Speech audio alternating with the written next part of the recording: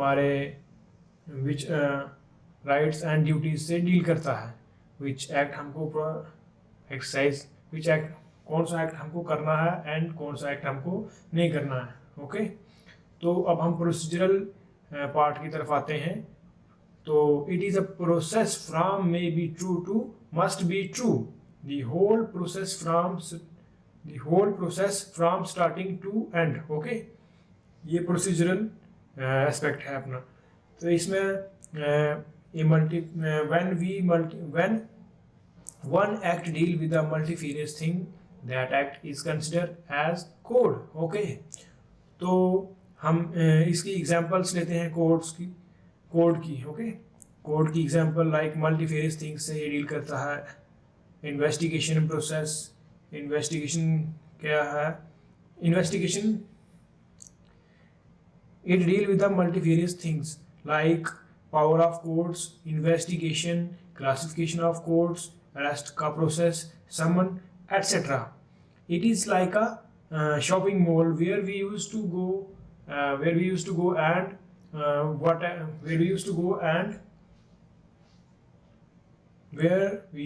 go and whatever we want to buy, that we used to buy. ठीक है, it is like a shopping mall जहाँ पे हम मतलब जो भी चीज़ खरीदना चाहें तो हमको मिल सकती है, अवेलेबल होती है। It is like a shopping mall जहाँ हमारे को एवरीथिंग अवेलेबल होती है। Okay, first part.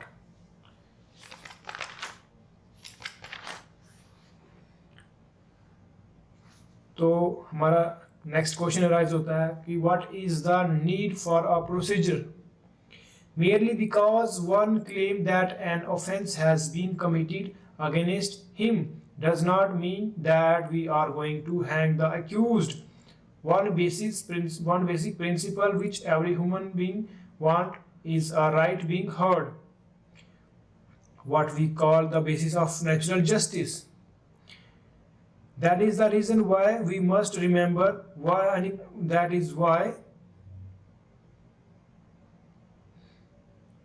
that is the reason why we must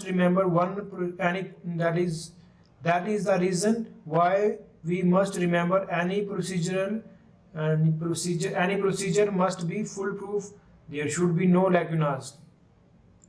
In every law, we do not go with the presumption that the defendant is innocent, but in criminal law, it is opposite to civil law.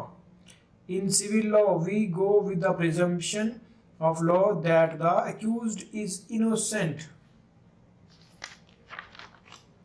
So, one thing we must remember, there is a presumption of law that the person is innocent. Now there is presumption of innocent which start with the accused from day one. In criminal law, criminal laws and the procedure starts with the presumption accused is innocent. When I say that the accused is innocent, what does it mean? It means the prosecution will have to prove. Hulminton versus Public Prosecutor 1935 English case law है basically. In this judgment, first time the question came that if the accused is innocent, then why he will prove. The burden of proving is why on accused. That is why Hulminton said these lines that always the burden of proving the accused guilty is not on the accused, it is on the prosecution, and this never shifts.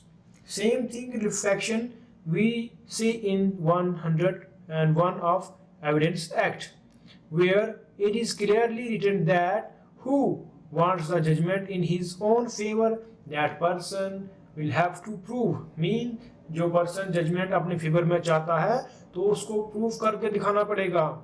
He who wants the judgment in his own favor, the burden of proving is upon him. Okay, now as far as CrPC is concerned per se, when the British came to India, the procedure of criminal law was very well set down by the Muslim in Muslim dynasty. Even in the Hindu, we had elaborated system of law, and the people were very happy with the justice system. When the British took over India, there were presidencies where the Europeans used to live, having different laws and rights. Okay? As a result, in India there were two types of laws were running, that is provincial laws and presidential laws. जब British ने took over किया था India में तो वहाँ दो presidencies थी, sorry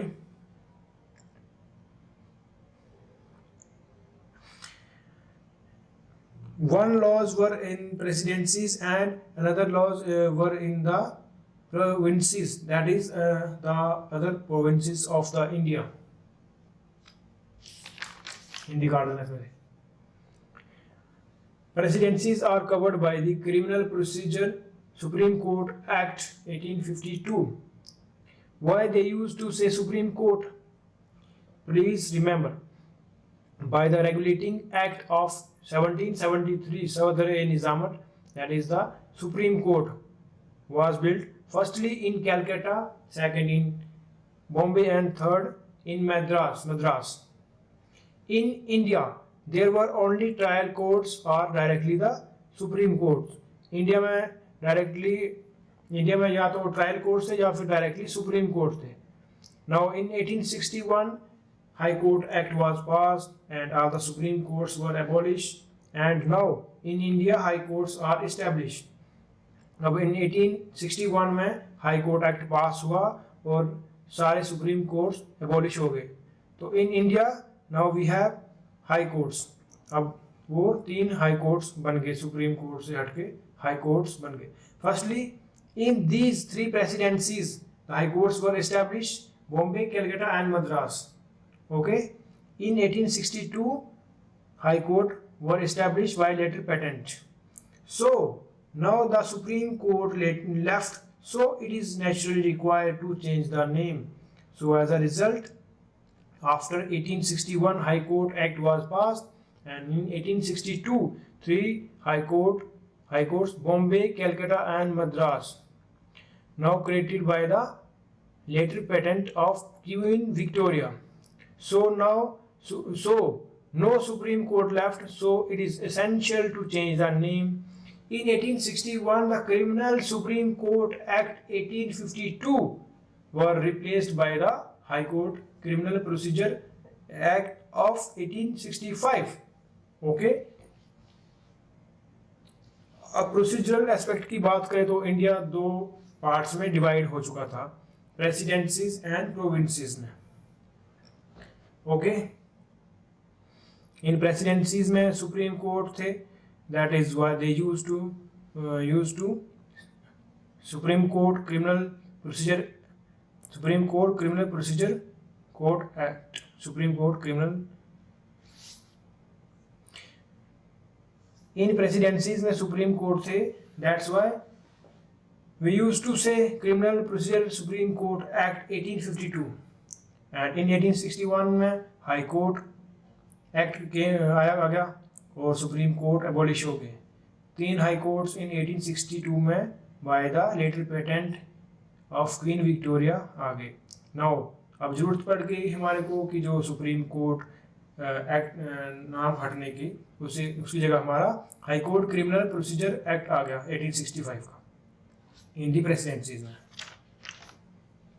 Now, as far as provinces are concerned, there were separate laws because there were provinces. Now, in the provinces, there was